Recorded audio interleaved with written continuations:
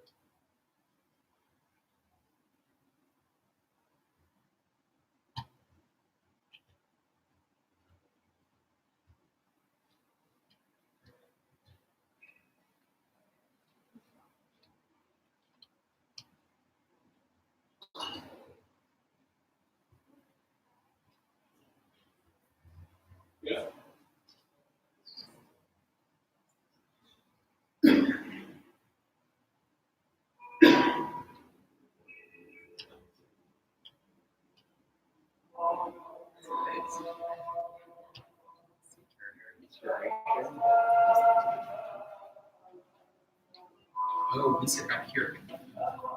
What? Nadine, we don't sit back here. We sit here in the front. Oh. Present the games. My room is open. Hey man, if you guys want to debate, that's fine with me. We'll take a break. Okay. Let's see if we can get this. So, let's happy stack over here.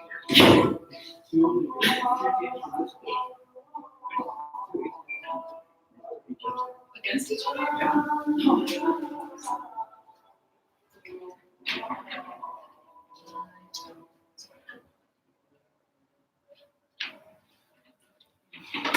Still have badges. What's the other match?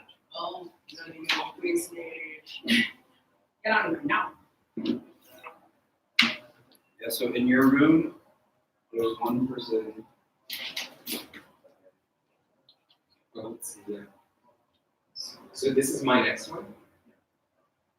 So I've already judged Gio.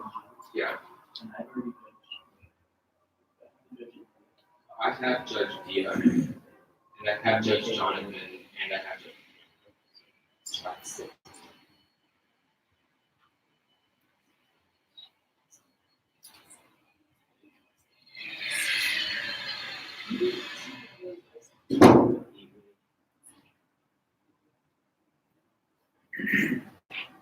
So it's two. ACS team, yeah. Yes. I think it's a rematch. Yeah. Okay.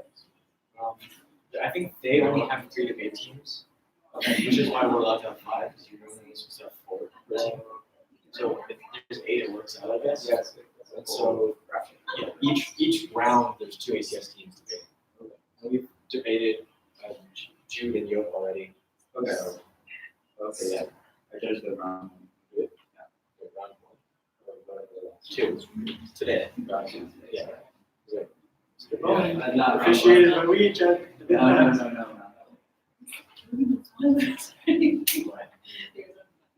Okay.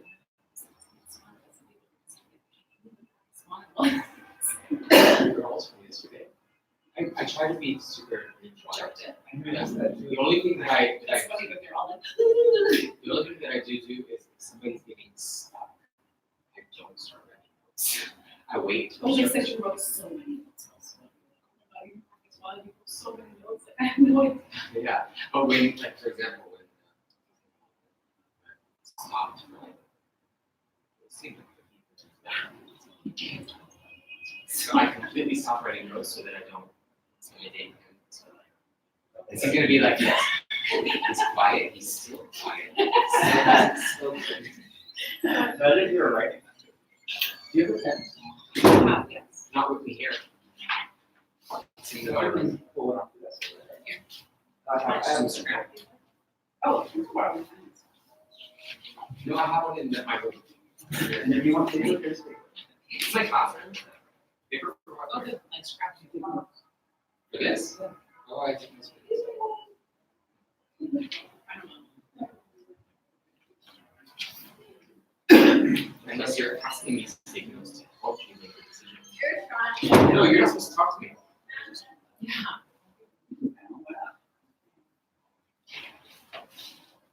Do you have a preference as to where we should sit, or should we just decide that when the other team gets here? Because the people from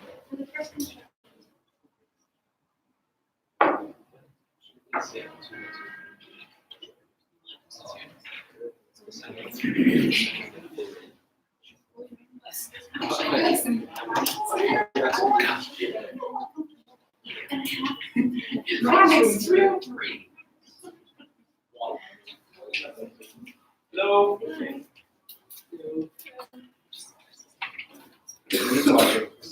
Sorry? they're just watching. Oh, okay. I think the way these desks are shaped. Wait, are you coaching us or not coaching? Oh, what's the Judging. judging? That's judging. That's Yeah. You're judging. Okay. Ooh. You guys. I'm excited. Yeah, we're starting. This is like the period of fatigue a little bit. Like yesterday. So text You like got, like- 5 minutes ago. Yeah. Just 5 minutes ago. Yeah. Crashing. Like one set of both of them is kind of like like it's very tolerable. You can do it like really well. When you get to the second set, it starts fatiguing. How long do you stay? Today I'm leaving at 7:15. Until 7:15. 7:15. It's like what happened? I had debate and 10 minutes later I had to study. Mm. And then Yeah, but extend debate and then accept is fine, because you're just sitting there for like 20 minutes doing nothing. And then so. Yeah, before you Without cross. stress. Unless you get really unlucky.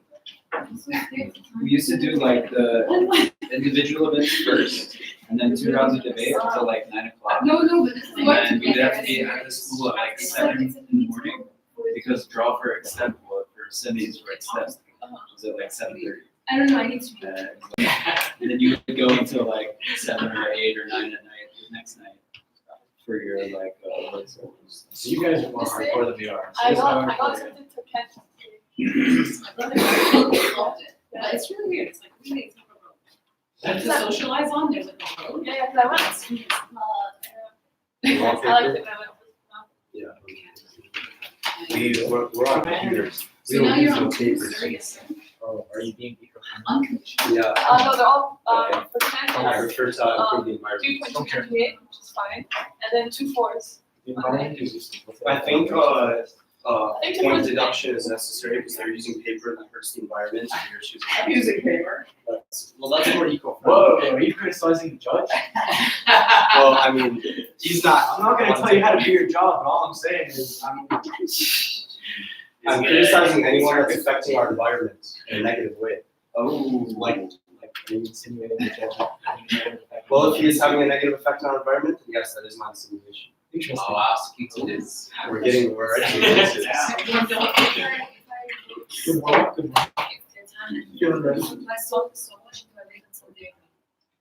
I think maybe we can start with South March, which is agreed to.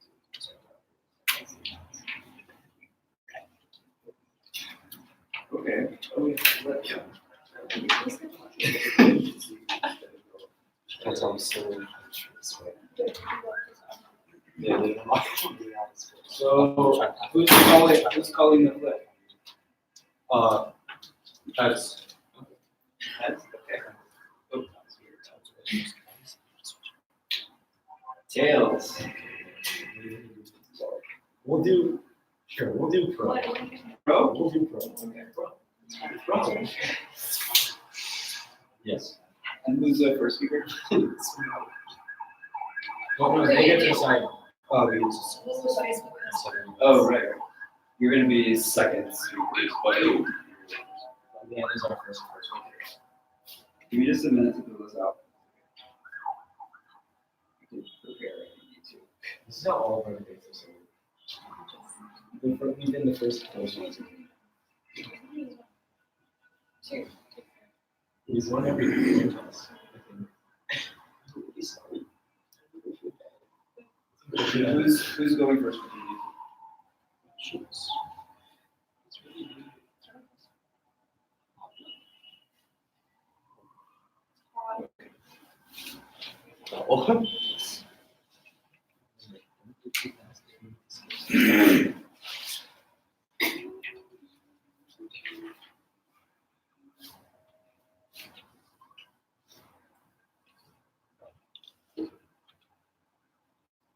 My partner and I are here to make the strongest affirmative case that NGOs are far more effective than governments at improving the lives of disadvantaged people. Some definitions for the argument are for disadvantaged, quote, unable to attain basic conditions and resources such as civil rights, shelter, adequate medical care, adequate education, and medical care. Improve as, quote, to enhance in value or quality, make better. Both of those are provided by Merriam-Webster. And for specificities revolving around the resolution, an NGO is a, quote, a nonprofit organization that operates independently of any government, typically one whose purpose is to address a social or political issue. Our points include NGOs providing healthcare and disaster relief with regard specifically to the 2010 Haiti earthquake and vaccinations in Africa and child marriage with evidence from South Asia. We believe that NGOs pick up the slack that governments leave behind, as NGOs are more effective than governments. Contention 1, I want to make this on healthcare.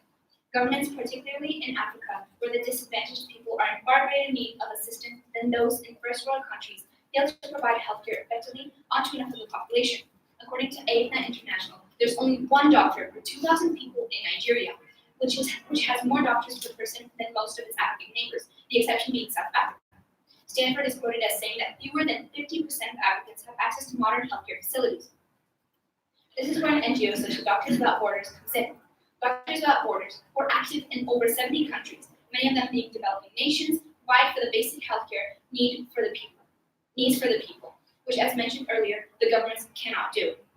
The Gates Foundation, famous for its work in vaccinations, does the majority of its work in distributions through the GAVI Alliance. Since 2000, the GAVI Alliance has vaccinated over 760 million children, preventing over an estimated 13 million deaths. My second contention is human rights, specifically child marriage, practice common in poor and rural areas in South Asia. UNICEF reports that child marriage is in fact a violation of human rights. Quote, child marriage is a violation of human rights. It compromises the development and growth and boys.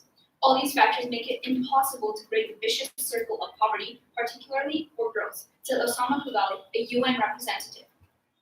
In 2013, the UN Human Rights Council stated that between 2011 and 2020, more than 140 million girls will be married off, oftentimes for financial reasons, before their 18th birthday. Over half of these child marriages occur in South Asia. Child marriage has been illegal in India since 1929, says National Geographic. Despite the fact that this law has been in place for a long time, the prevalence indicates that the government is either unwilling or unable to stop the crisis. Again, this is where NGO steps in.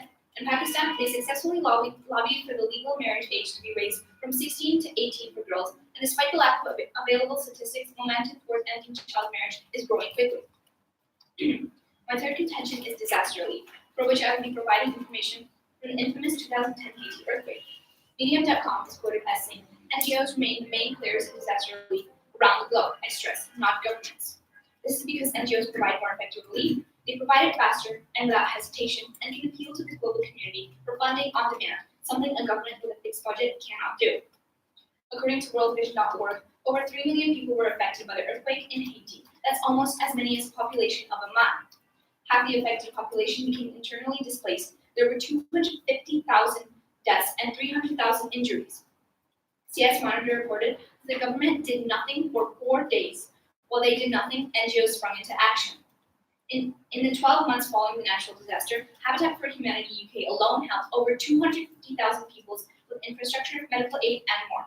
To conclude, I must affirm that indeed NGOs are more effective than governments at providing aid to the most disadvantaged people through relief or for unforeseen disasters such as the Haiti earthquake, healthcare in Africa and rural Africa, and the defense of civil and human rights in the case of defending women's and children's right not to be married before their 18th birthday. Thank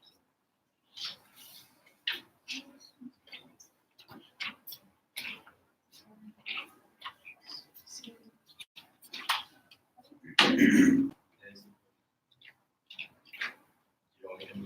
I think it's too tall. We had it before and people couldn't see it. Too tall.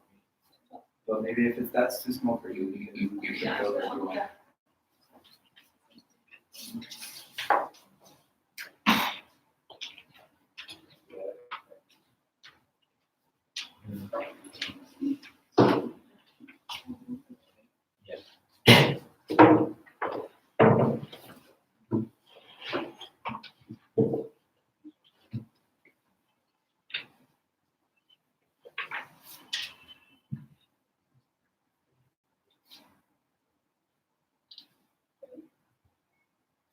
In this speech, my partner and I will aim to negate the resolution that, on balance, non-governmental organizations are more effective than governments at improving the lives of disadvantaged people.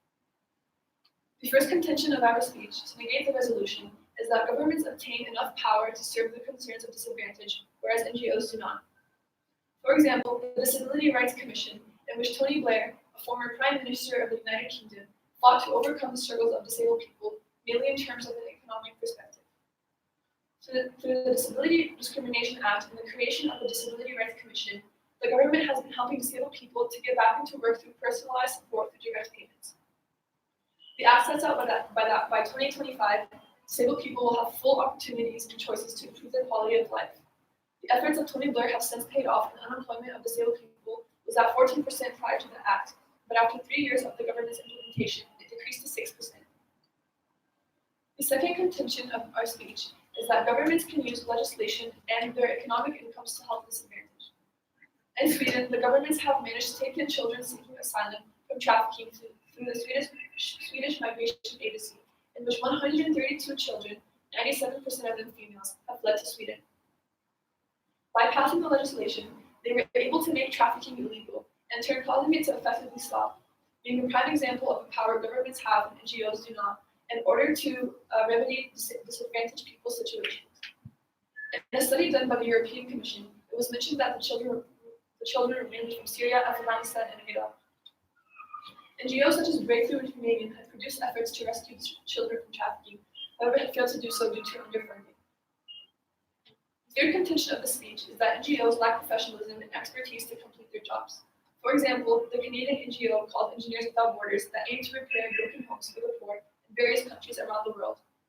A failure report was released by the founder of the NGO, Owen Scott, in which it was evident that due to their underfunding and unprofessional volunteers, they did more harm than good. The volunteers of the NGO damaged water pipes throughout multiple homes across the world and left the families living in worse conditions than they were prior to the NGO's interference. Engineers Without Borders left a project in rural Zambia incomplete, in which their attempted repairs were causing destruction across the homes that they had attempted to fix. Despite their good intentions, the engineers did not have enough professional experience in the field, nor did they have enough money. This example is proof enough to shed light on the possible implications of NGOs that do not acquire enough experience, and it shows the flaws in volunteering for jobs that are as serious as repairing homes of the poor. On the other hand, governments in Canada have handled situations such as homelessness or poor living conditions by establishing a governmental organization called the National Housing Strategy, which is a 10-year investment plan focused on providing more affordable housing options. According to the National Housing Strategy's website, it has, quote, already cut chronic homelessness in half, removed 530,000 from housing need, and invested in the construction of up to 100,000 new affordable homes, end quote. The people eligible range from women and children fleeing family violence, seniors, indigenous people, people with disabilities, those dealing with mental health and addiction issues, veterans, and young adults. In conclusion, it is clear that on balance, NGOs are more effective at improving the lives of disadvantaged people than governments are, due to the fact that NGOs are untrustworthy in terms of whether or not they would be able to complete their jobs, and because of the fact that their efforts oftentimes fail, whether it's because of their lack of power, lack of money, or lack of professionalism, which has been evident in our claims.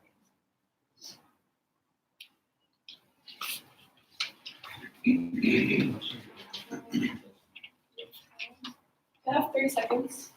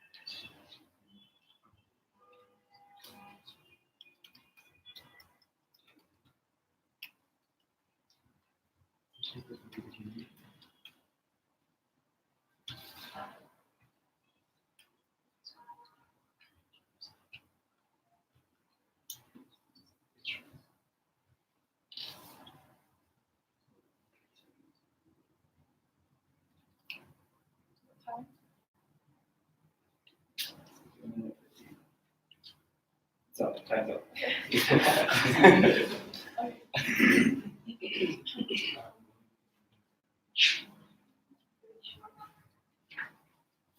It was okay if we move the podium. Yeah. Is it heavy?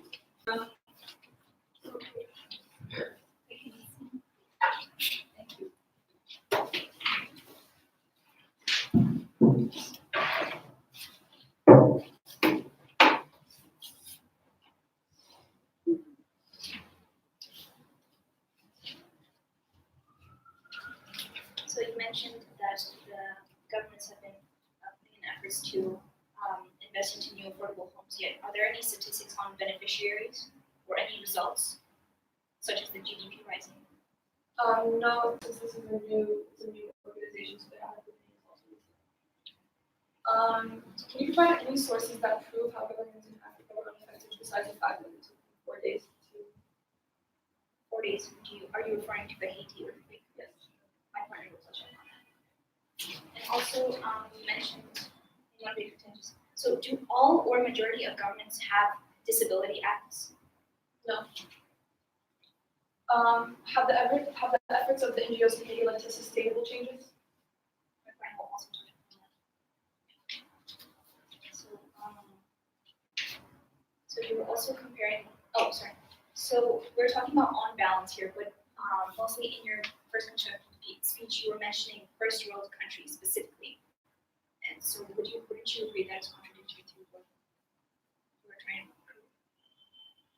No, I wouldn't agree because it's just saying on balance governments are NGOs are more effective than governments, which I have to show the ways that governments have been more effective than NGOs. It doesn't have anything to do with the country it's in. We talked about child marriage and that in Pakistan the legal age was from 16 to 18, which was advocated for by an NGO. But wouldn't you agree that if it weren't, but that NGOs can't use legislation because they don't have the power to do that, mean that they have to use the government? That is true, but the fact stays the fact, and the question wouldn't have been raised if NGOs hadn't stepped in. Is there a source to prove that? No. My partner will touch upon that. Do you have any follow-up questions?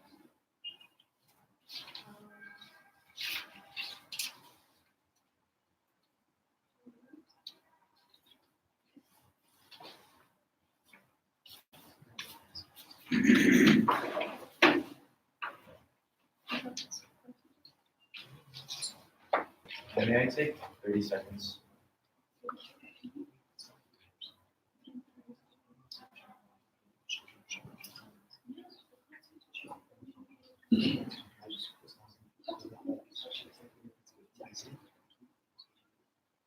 Yeah.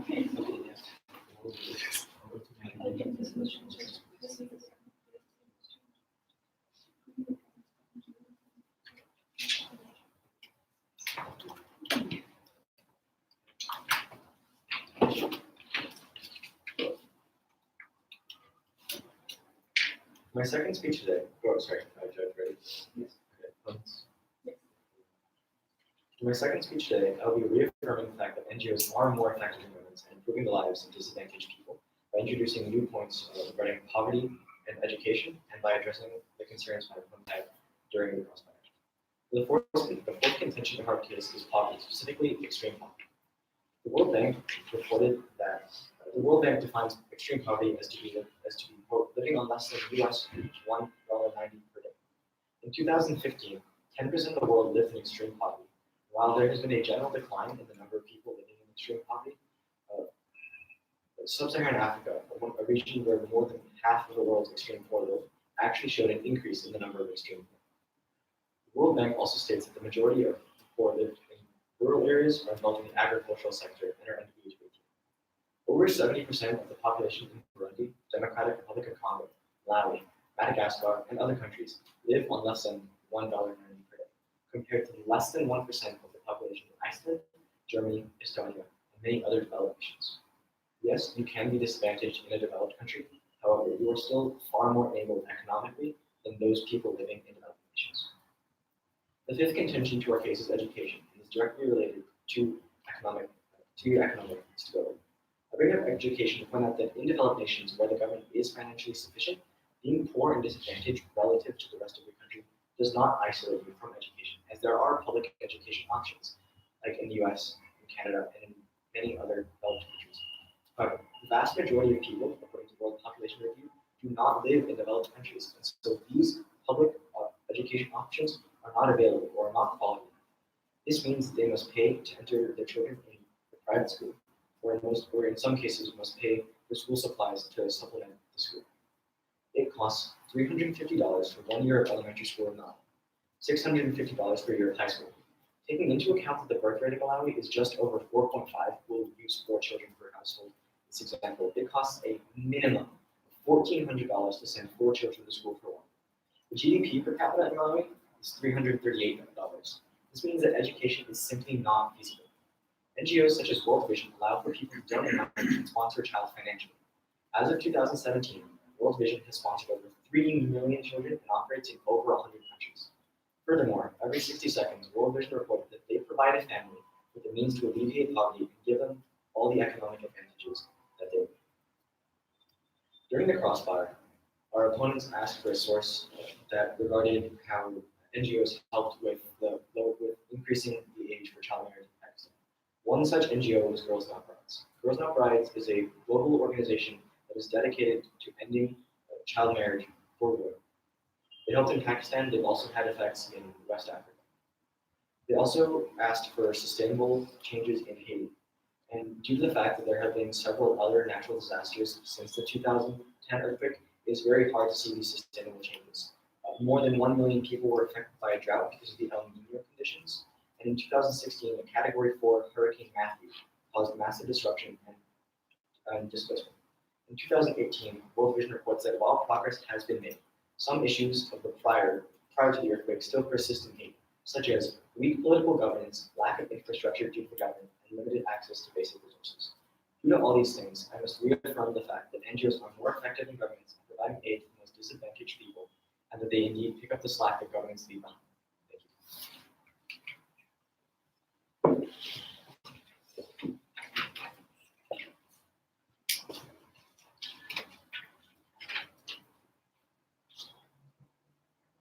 Judges ready?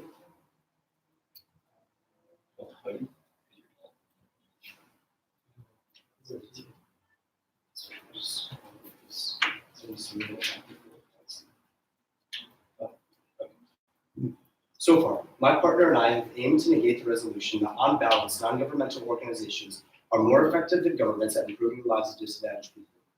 We stand by our arguments due to reasons that governments are able to use higher budgets, and that they have, which makes them more effective than NGOs at helping disadvantaged people. Governments are able to utilize legislation to advantage the helping of disadvantaged people. And NGOs lack professionalism and expertise to efficiently complete their tasks. Governments, such as the governments of Canada and Sweden, have been improving the lives of disadvantaged people through the aforementioned Canadian National Housing Strategy and the Swedish Migration Act. The Canadian Housing Strategy managed to keep housing affordable, with an aim to cut chronic homelessness in Canada by 50% within the next 10 years. $300 million have been invested into helping them find affordable housing options in their communities. Expanding upon our example from Sweden, the Swedish government managed to register over 162,000 of their asylum applicants. Following the registration, the Swedish government put in order the Alien Act, which allowed for asylum seekers to attain temporary residence for up to 6 months, and if proven that the individual was in danger from the country they had escaped, they would be granted citizenship. Not only does this prove that the government was effective in helping disadvantaged people from countries around the world, but it also proves that the efforts of the government completely trumps the efforts of NGOs like Breakthrough and Humanity. To further analyze the negative effects that NGOs have left in countries, we'd like to discuss the role of NGOs in Haiti after the 2010 earthquake. Despite the fact that NGOs played a huge role in helping disadvantaged people in Haiti, their efforts were not continuous. As currently, more than 1 million people are still living in overcrowded camps under the same frayed tarps that they received in January from various NGOs such as Pan American Development Foundation and CARE. A third of these camps still don't have toilets, and most Haitians have no access to potable water, proving the point that NGOs are unable to create sustainable change.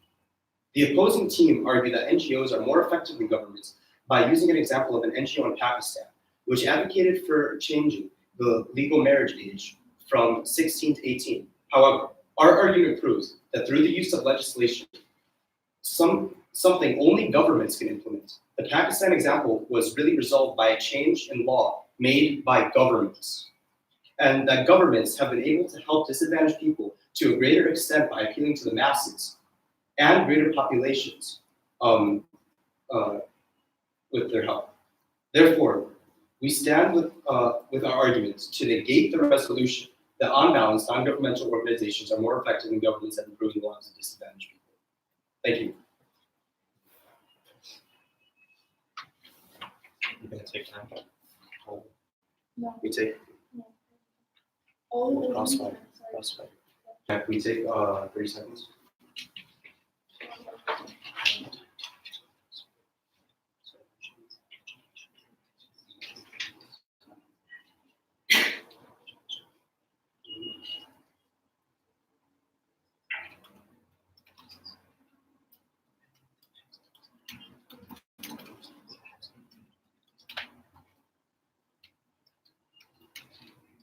Time is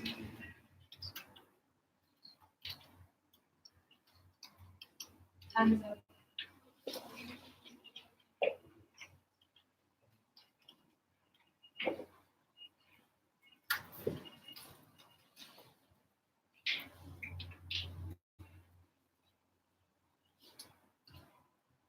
Judges. So you mentioned during your speech that governments have a fixed budget. This is true, but wouldn't you recognize the fact that an NGO which is able to raise money on demand through social media campaigns would be more effective at combating unforeseen disasters due to the fact that they can have money on demand?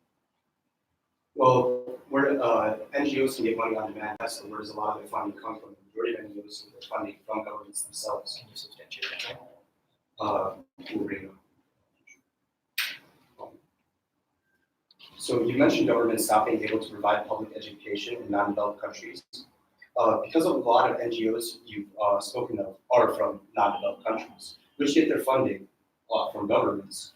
Wouldn't you agree that if the government funding that was going to NGOs is better spent on providing education, then it would be better for the country overall and for disadvantaged people? Can I ask you to clarify which NGOs you mean are getting funding from the governments that I brought up?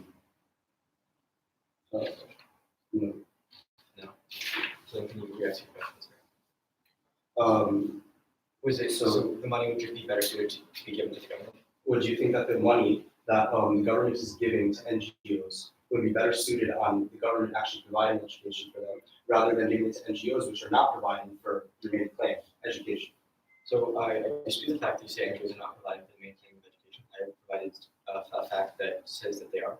And I also say that no, the money would not be best spent because a lot of these countries that are in sub-Saharan Africa tend to have corruption in their governments, which is partially why they have such low GDPs. I would say no. So how does accepting a large number of asylum seekers affect the lives of the asylum seekers? Does it have a guaranteed positive impact on their life?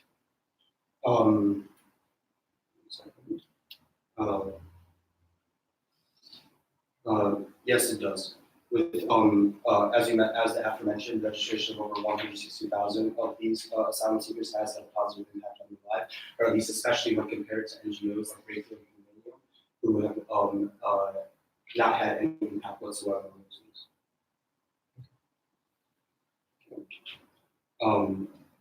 So as we stated multiple times, we talked about child marriage a lot.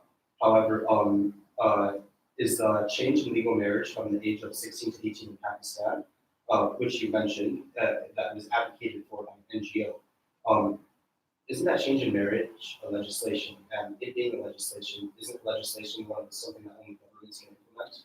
While legislation is something that only governments can implement, the fact is the legislation was prompted by NGOs. And without these NGOs, this critical legislation to improve the lives of women would not have been passed because it simply would not have been brought up.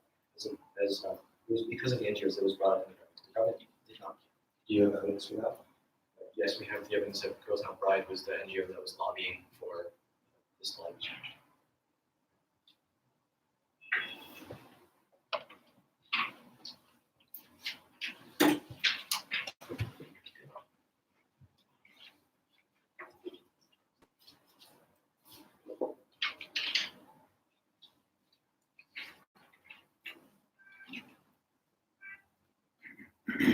Judges ready? Oh, sorry. Our contentions that affirm the resolution of on balance, non-governmental organizations are more effective than governments at improving the lives of disadvantaged people have been providing healthcare, particularly in Africa, where the disadvantaged are in far greater need of assistance, restoring human and civil rights in poor and rural areas in South Asia by lobbying for the legal marriage age to be raised from 16 to 18 in Pakistan, as well as establishing social media campaigns, and finally providing disaster relief, such as in the infamous 2010 Haiti earthquake, in which the government failed to do anything for 4 consecutive days. While our opponents have brought up governments obtaining power and governments possessing legislative power as well as economic income, sufficient economic income, as well as NGOs lacking professionalism. And our arguments have clashed on the topics of child marriage. And we have won these points of clash due to the the fact that without NGOs lobbying for these legal acts, the question wouldn't have even been raised to change the legal marriage age to be raised from 16 to 18. So in short, due to our points, which have been providing healthcare,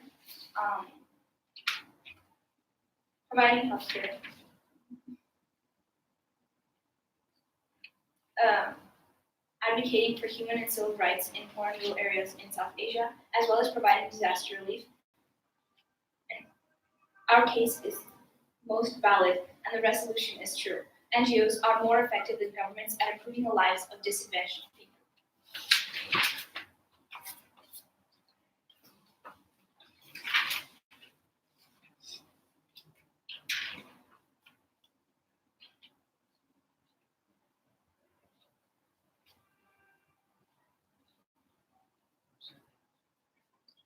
So far, my partner and I have aimed to negate the resolution that on balance, non-governmental organizations are more effective than governments at improving the lives of disadvantaged people, due to the reasons that firstly, governments obtain enough power to serve the concerns of disadvantage, whereas NGOs do not. Secondly, governments can use legislation in their economic incomes to help the disadvantaged.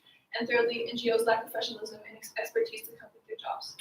Our opponents have failed to refute our claims of the Canadian government, the Swedish government, and the fact that NGOs who had resources from donors in Canada still failed due to their unprofessionalism.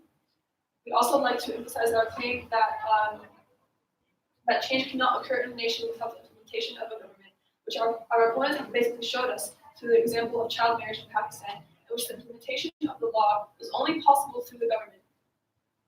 While it's true that NGOs help resistance movements, they read small hopes, solve small issues, and take small actions, while the movement process is attempting to address the larger issues of displacement facing all people. Also, many of the most radical popular movements today refuse any funding from NGOs, according to a report released by a case study from CNN. They only form alliances when NGOs could help spread their message, making it clear that movements do not want the support of NGOs due to their limited powers that don't benefit people as much as they claim to do.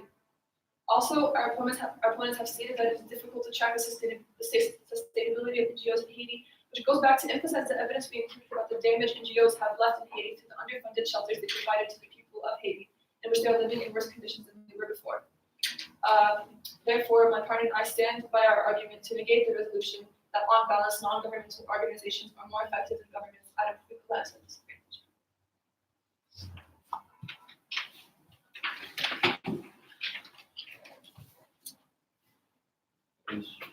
Crossfire? Can I have 30 seconds?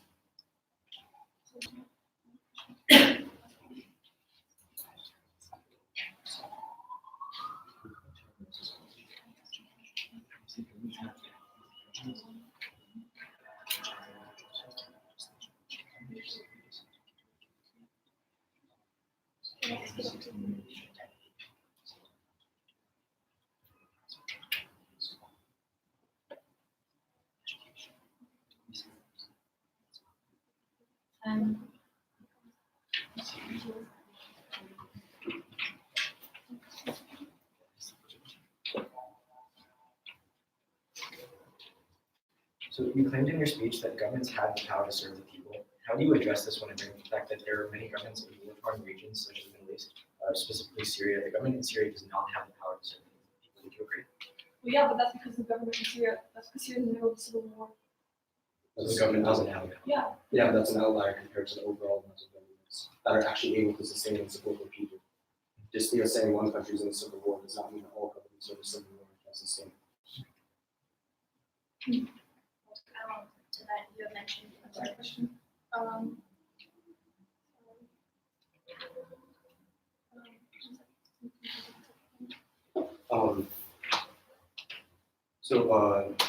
You mentioned that the NGOs in Haiti were extremely beneficial to the disadvantaged people. However, wouldn't you agree that through our points brought up, that they were unable to create sustainable change in the country, that actually the things that they did for the country were not as beneficial as you make out to be? It's not the burden of the government. It's not in the government's hands. Well, your argument is that the NGOs were benefiting people. Our argument was not that the government was benefiting them. Our argument NGOs are not benefiting them? So two things have happened. There have been several natural disasters in Haiti, making it difficult for anyone to address them. And I think the fact that these continued natural disasters, as you say, make Haiti an outlier, and so when you're attacking this point on its own, isn't necessarily the most valid. And secondly, I'm going to ask you a question about Haiti. Has the government done anything? Because we have no evidence to prove that the government has done anything in Haiti, whereas you're saying that NGOs have still made an effort. Wouldn't you agree that NGOs making an effort is still more effective than the government not doing anything? Well, effort doesn't really work. Also, we're not trying to prove that governments are more effective, we're just trying to prove that NGOs aren't as effective. So the fact that NGOs went in and tried to help, but then left because it didn't create sustainable change, and even though there have been multiple earthquakes since then, they still helped before, why can't they help again? You know, it just makes no sense as to why the people are still living in worse conditions if they were said to have helped so much.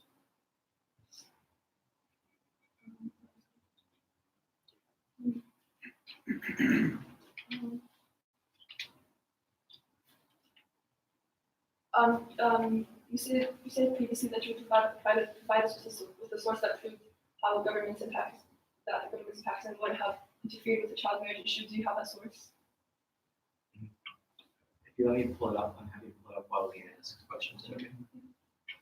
So you claim that NGOs target specifically small issues. Would you agree? Do you believe that child marriage is a small issue? No. NGOs sometimes have small issues, but Always, again, just an outlying example of an NGO tackling a big issue, just like you do an outlying example of the government tackling a smaller issue. Okay, so my source is an article from The Guardian. It says there was a strong opposition by the religious political parties to the idea of increasing the minimum age. So if not for the effects of the NGOs lobbying, then there simply would not have been change due to the opposition.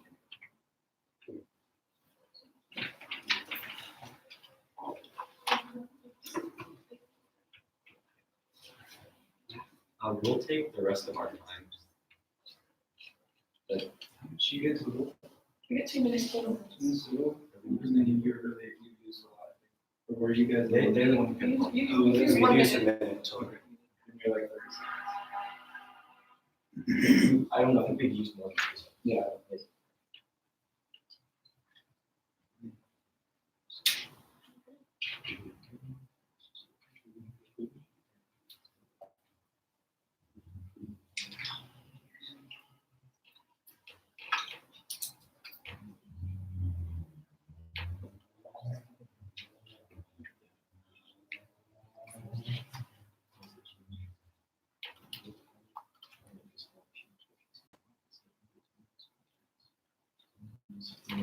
Time.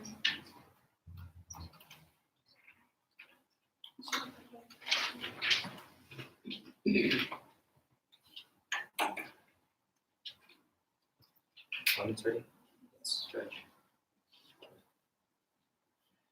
To conclude our case, affirming the resolution that NGOs are more effective than governments at improving the lives of disadvantaged people by picking up the slack that governments leave behind. I must point out the fact that we have proven that NGOs are more effective in causing change behind child marriage by lobbying for the government to cause change. They're more effective in healthcare, in rural areas and in sub-Saharan Africa where the governments don't have enough funding to do anything. And I'd also like to point out the fact that our opponents do not address our claims that a majority of that a large portion of the world, people in sub-Saharan Africa are living in extreme poverty. And this means they're incredibly disadvantaged and the governments don't have the power to do anything because the governments don't have any funding. They've also failed to address our contention revolving around education in these regions and how governments don't have any power to fix this problem, so these points stand. They've claimed that NGOs only target small issues. However, I'd like to bring up the fact that one NGO in sub-Saharan Africa, the GAVI Alliance, has helped over 760 million children. I would not say that this is a small change. They've also mentioned that Canada and Sweden have policies, government policies that help disadvantaged people, to which I must say we are responding to on balance. These countries are developed countries. However, the majority of the world is not developed countries. And this means that the governments there most likely do not have enough funding or the means to target these issues.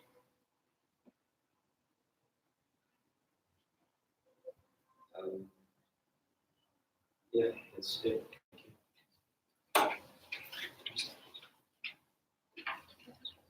Just so you have like a minute, right? Okay, we have 30 seconds.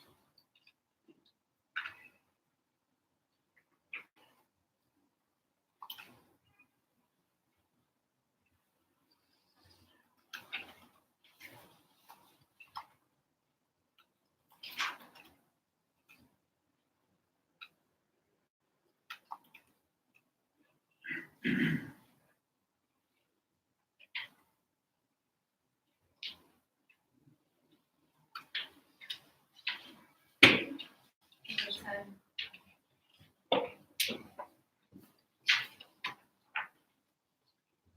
Judges ready? Mr. ready? Yeah. Okay. My partner and I believe we won this debate because we are able to negate the resolution that on balance, non-governmental organizations are more effective than governments at improving the lives of disadvantaged people. We presented multiple examples of NGOs who failed to succeed at improving the lives of disadvantaged people, like Breakthrough, Germanium, and Engineers Without Borders. We were able to prove that the effectiveness of governments to improving the lives of disadvantaged people trumps that of NGOs due to the governments for superior budgets, professionalism, and utilization of legislation, all making governments better than NGOs for individuals and more so for the masses. We were able to justify this through examples from governments in the UK, Sweden, and Canada. Our opponents argue that NGOs are more effective than governments by using examples of an NGO in Pakistan which advocated for changing the legal marriage age from 16 to 18, that governments are unable to provide public education in non-developed countries, and that NGOs have been more effective than governments to disadvantaged people in Haiti. However, we were able to refute their argument by saying that through the use of legislation, only governments can implement the resolutions to changing the legal marriage age in Pakistan. Whether they advocated for it or not, governments had the final say and they were able to actually take action on this issue. Also, we also proved that NGOs were unable to create a sustainable change in Haiti. They were unable to negate our claims on the Canadian Housing Agency, Swedish Migration Agency, and UK Disability Discrimination Act. So overall, we are able to negate the resolution that on balance, non-governmental organizations are more effective than governments at improving the lives of disadvantaged people. Thank you.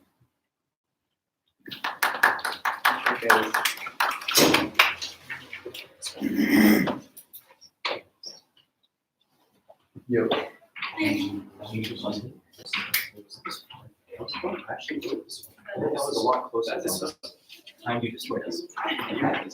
This was a lot. It's actually not good. I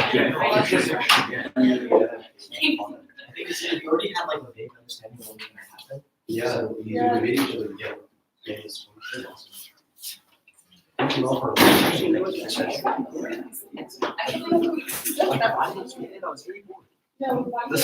one was very fun. The audience was like GDP East India Company.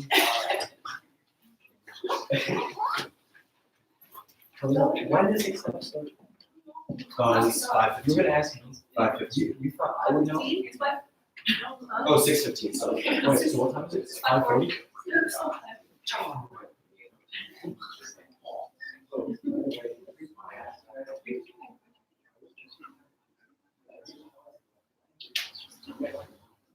When's your next meeting?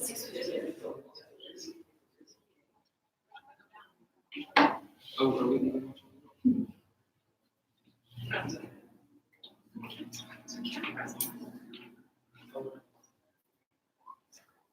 Oh, jump in. It's not your stuff.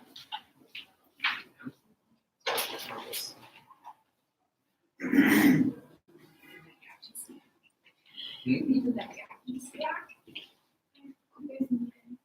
guys need to march to me.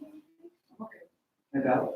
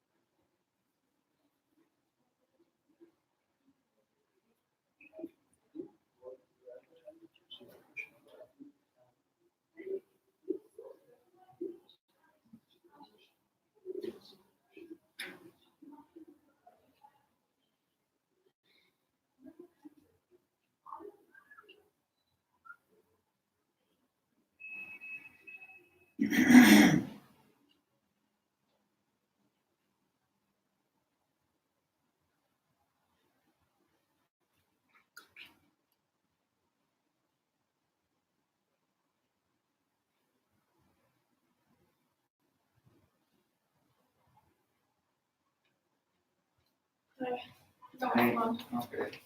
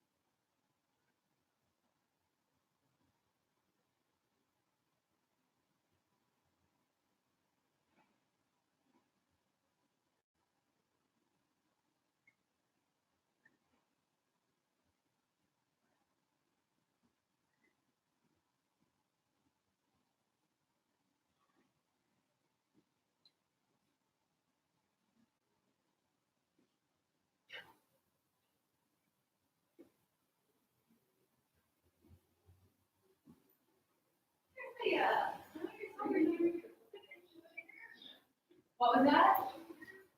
Me and earlier, you guys ended early. You probably